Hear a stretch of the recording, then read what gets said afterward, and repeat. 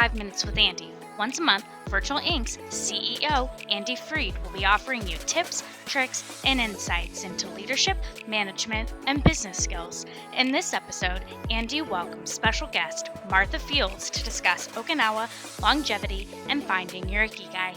To tell you more, here's Andy Freed. Welcome, everybody. I am here with my good friend Martha Fields, who joins me in the attic today, and we're going to chat a little bit about Okinawa, longevity, human resources, so many things. Martha, welcome. Hello, everyone. Thank you, Andy, for having me. Delighted to have you, Martha. So Martha, I guess my first question for you is, I've known your background and know that you worked as the head of HR at a few major teaching hospitals around Boston. How does somebody go from doing that to becoming an expert in Okinawa and longevity? Oh, that's a huge question. But, I'll take the career question first. I've always been one of those people that really loves to give back. And in fact, my personal mission is to help people worldwide find work, life, and well-being success. So I kind of stumbled into the healthcare arena. I had been a consultant and early in my after college, and then healthcare came upon my way because I got laid off. And I ended up at Children's Hospital Boston. And I loved healthcare because the people that work there, they are truly committed to their client, which is their patient. And it's just a wonderful thing. So I did that for a while and I progressed pretty quickly. At 33, I became a vice president at one of the Harvard hospitals. And by the time I reached 40, it's where am I going to go? I was a Black woman. And also women were not in high level positions. And I was the only person of color in any Harvard hospital in a major position for most of my career. So at 40, I wasn't going to become a president of a hospital, a Harvard hospital. It was not in the cards for me at that time.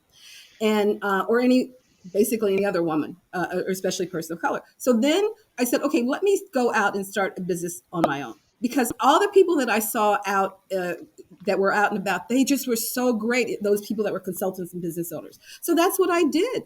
So I started my own business. I had my clients first in healthcare, and then I moved on from healthcare to other corporations. And then it's like, I think I need to write a book because management consultants like Tom Peters, I heard you say you love Tom Peters. In one of your podcasts. Tom Peters, I wanted to be the Tom Peter, the Rosabeth Moss Cantor. So that's what I did. And so I started writing books and then morphed into like not just healthcare, but all kinds of corporations. The piece about Okinawa, I did not know it, but all the time that I was doing all of that, the number one thing on my bucket list was to go back to my childhood home. My childhood home was in Okinawa, Japan, in Kadena Air Base. And I finally, after many, many moons, I went back to my childhood home in 2016, and I discovered why it had been such an impactful number one thing on my bucket list. I grew up in the place where people live the longest and are the healthiest. I didn't know. I just knew that I'd grown up in this wonderful Shangri-La-like island. And so that's how I went from, when I went back in 2016, it was such a powerful thing. And I learned so many things. I said, why don't we know about these things back in the West? I have to write about them. So my background, being in the Harvard hospitals, I had to do a lot of research and scientific studying and looking at like age. And I said, I've got to get this book out. And lo and behold, it finally came out during COVID. It's a funny time to talk about longevity. I think it's the best time ever to talk about longevity. Think about it.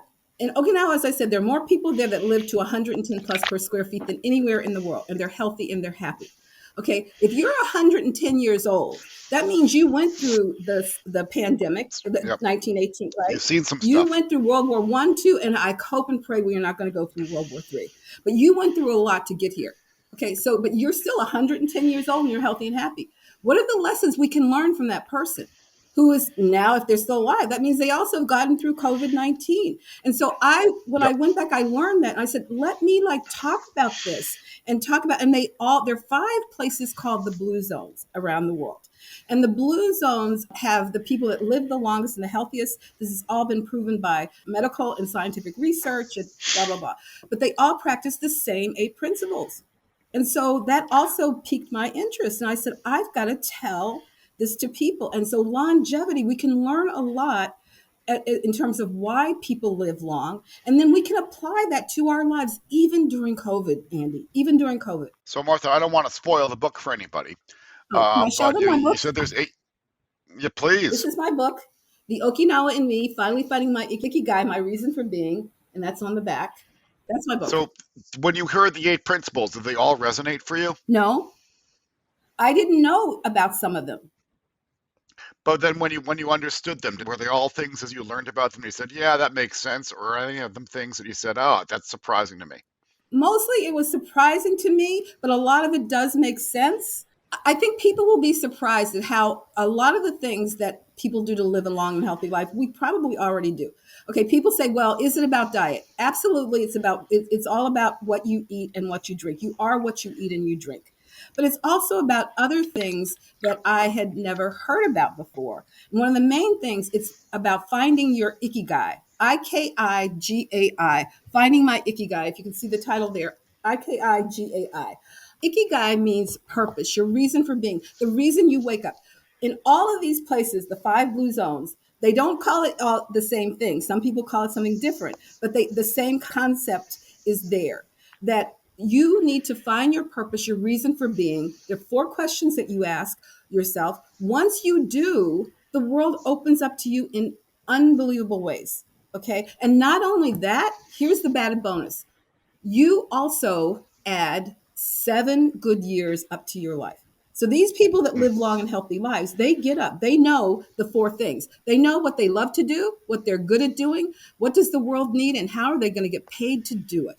And in my book, I actually talk about Ikigai. I talk about the eight principles. I have to say, as you can see, I'm not a person that is overexcited about this book or about these kinds. Not at all. No, but I will say one of the concepts. But One of but the concepts is called harahachibu, and I won't go into it a lot. But basically, it's about you don't eat until you're full. You eat until you're no longer hungry. And I practiced that after I learned it in Okinawa. I have lost 65 pounds and kept it off in 4 years, wow. and I still have more to go. But I still do practice that concept. Nope, that's impressive. So, exit question for you: what is your ikigai? What do you think, Andy? You know me. Oh, I gotta imagine it's to tell your story is a big part of your purpose. My That's part of it, but my purpose, and I said it at the beginning, it's helping people worldwide to find that purpose, that work, and that well-being success. Because when you do, like I said, there's so many wonderful things that are happen to you, and you can't wait to get up in the morning. You know people like that. You know people that you see, Andy. I think you know your ikigai that generally are upbeat. They're positive. They're excited about the world. They're excited about the work. They're excited about people. They're excited about life, and that can still happen even though we are in COVID. But we have to navigate our way through what I call the 3 C's, and the 3 C's are we've got to navigate our way through the change, the COVID, and the challenges. And I heard you in a podcast recently saying, that something similar to that, but that really, don't dwell on, we got to go back to where we were before with COVID. COVID has changed things significantly. But where Sure. are you now? And how do you make things around you better? If you don't love where you work, if you don't love, sorry, Andy, I hope there aren't people there that don't love working in your place. But if you don't love where you Never. work, if you don't love where you live, if you can't say, I'm getting up every day and I'm thrilled to be there, think about what is missing from your life. Can I say one more thing about purpose real quickly? You bet. The other side of the work that I do is around preventing labor shortages, and I've written books about it with Harvard Business School with myself. But purpose is really important, and if you are a manager or an executive in an organization, part of the reason for the Great Resignation is that people left because their jobs were not purpose filled. Their company was not purpose filled. That company was not allowing them to live their ikigai, to live their purpose. There's all kinds of research out there on this. And so for me to be able to write a book to really talk about both the organization and the individual is just so wonderful because it melds my HR and management background with this whole thing. So again, think very highly about what do you live your life? Okay, I didn't answer the question, but my ikigai that I finally found in Okinawa, da-da-da-da-da-da, helping people worldwide. Again, as I said, find work, life, and well-being success.